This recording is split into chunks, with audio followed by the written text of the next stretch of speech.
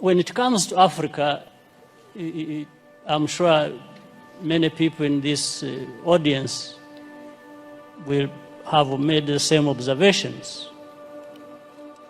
I think we must take responsibility and accept our failures in dealing with these matters. For example, relating to what President Obasanjo has just said, on the case of Boko Haram, or you can use that for many other cases. For me, when I'm watching on television, and I find our leaders who should have been working together all along to address these problems that commonly affect their countries, wait until they are invited to go to Europe to sit there and just,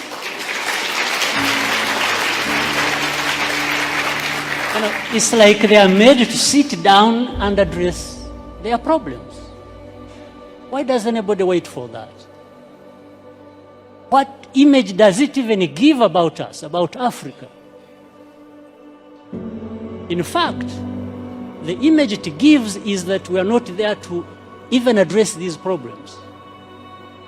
We are there for a photo opportunity. We are happy to sit there in Paris with the President of France and address, and just talk about addressing problems.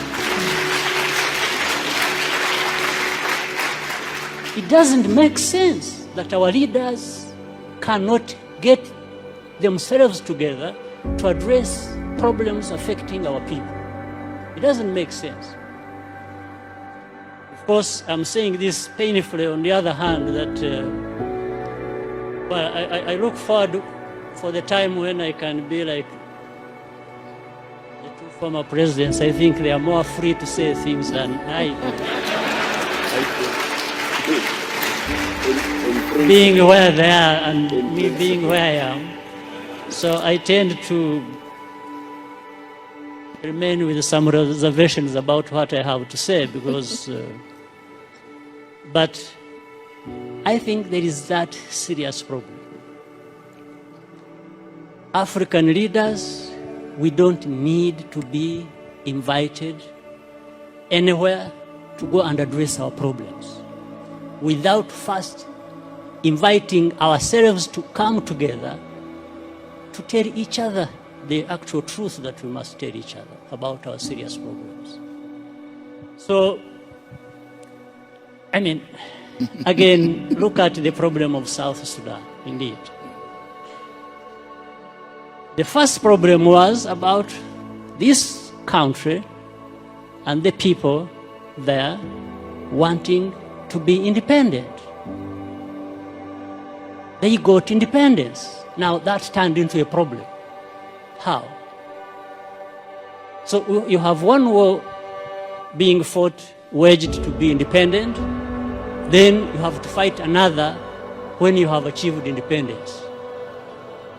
Just fighting among themselves. Why? So some of these underlying root causes should and could have been addressed by the leaders there. Whatever happened, whoever was wrong, that's not the issue.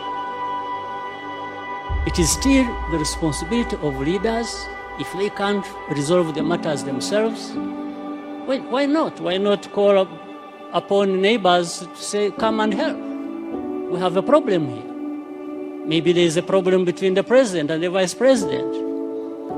And if they can't resolve it, and each one thinks he's the one who is right and the other is wrong, and they are going to divide the army and government and everybody else to go on either side and start fighting, well, I think in between the time that starts and when it actually happens, something can be done, but it has to be leaders to work towards that and avoid the catastrophe that, like we are seeing or have seen, or that has already happened in South Sudan. But of course, the unfortunate part is that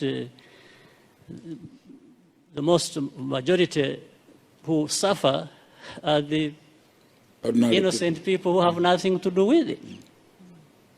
Women, children, and even many men are innocent in that situation. So this is, I'm not giving answers, probably I'm raising more questions than, or adding to others that have been raised. So for the time being, let me stop here. Thank you. Thank you.